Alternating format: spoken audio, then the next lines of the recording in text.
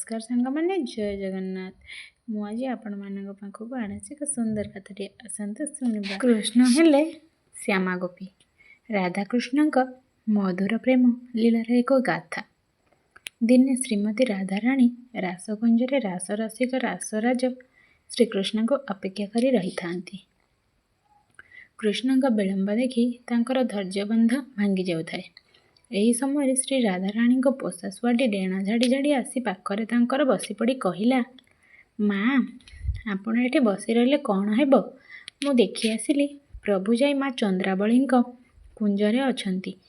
सुआर कथा शुणी राधाराणी खूब रागिगले। ईर्षारे से जाई निजकु एक निवृत्त स्थान रे गोप्य करी नेले।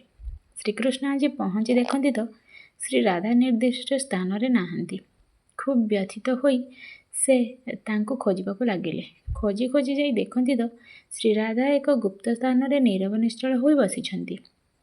कृष्ण को देखी से आउ किछि कहिले नाही। कृष्ण तांको बुझाई बुझाई थकी गले, किंतु श्री राधा तांको पाटी खोलिले नाही। श्रीकृष्ण जेते चेष्टा कले मध्य तांको रागर कौनसी कारण जानि पारिले नाही। श्री राधांको प्रिय सखी थिले विशाखा। शेषकु श्रीकृष्ण विशाखांको साहाय्य लोड़िले, कारण से सर्वदा ए परिस्थिति साहाय्य करिथांती। विशाखा राधाराणी निकट में पहुँची तांकर एक एपरी रुष्टा हेबार कारण अवगत हेले। से आसी श्रीकृष्ण को समस्त वृत्तांत जणाइले।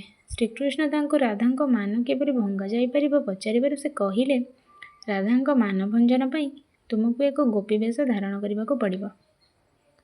विशाखांको उपदेश श्रीकृष्ण जड़े गोपी वेश धारण कले। विशाखा तांको नाम देले श्यामा गोपी। सही गोपी वेश श्रीकृष्ण विशाखा राधाराणी पाखरे पहुँचिले। विशाखा राधिका कहिले, सखी ये होउछंती श्यामा गोपी। नुआ करी आज से कुंज को आसिछंती। आज ठारू ये हेले तुमर आउ जणे सखी। एही श्यामा गोपी संगीत वाद्य रे बड़ निपुण। नुआ सखी परिचय बा राधा खूब आनंदित हेले। से नुआ सखी को कहिले, अच्छा तुमे टिके तुम संगीत कला देखाइल। श्यामा गोपी संगे संगे तानापुर टीए धरी राधाकृष्ण नैसर्गिक प्रेम लीलार रागिणी तोड़ीदेले। तांको संगीत मूर्छन अति विभोर होई श्री राधा तांको आलिंगन कला क्षणी जानिपारिले ए श्यामा गोपी श्रीकृष्ण छड़ा आ केही नुहंती। श्री राधा कृष्ण को मिलन कराई विशाखा आपणा कुंज को प्रस्थान कले। राधाकृष्ण अति एही मधुर लीलार मुकसाक्षी रूपे वृंदावन रे आज भी दंडीयमान रही मानकुटीर। तेबे बंधुगण, जदि आज वीडियोटी आपण मानक भल लगी थाए ताहले लाइक शेयर सब्सक्राइब निहाती करदेबे।